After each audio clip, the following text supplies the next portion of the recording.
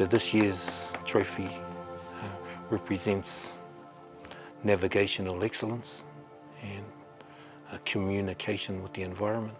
It comes in the form of a shark's tooth, what we call niho taniwha.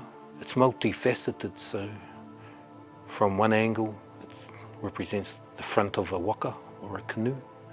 From another angle it represents the sail of a canoe. When our ancestors sailed here, at the bottom there's a pattern that represents Taupō Moana.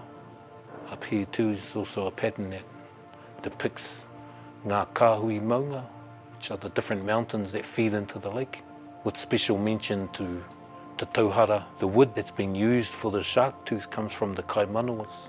It's called tāwhai, but the English name is red beech. On the outside you'll see 4 nicks of 4 placed around the outside of the tooth. That represents ngā haue whā, ngā haue whā being the 4 winds. There's a saying, ka rere hau ki hia, ka rere hau ki tauhara, which states from where the wind come from, and to the local hapu comes from tauhara. In our environment, which we call taiao, everything is one and everything evolves and spreads and grows, so that's a part of the meaning of this.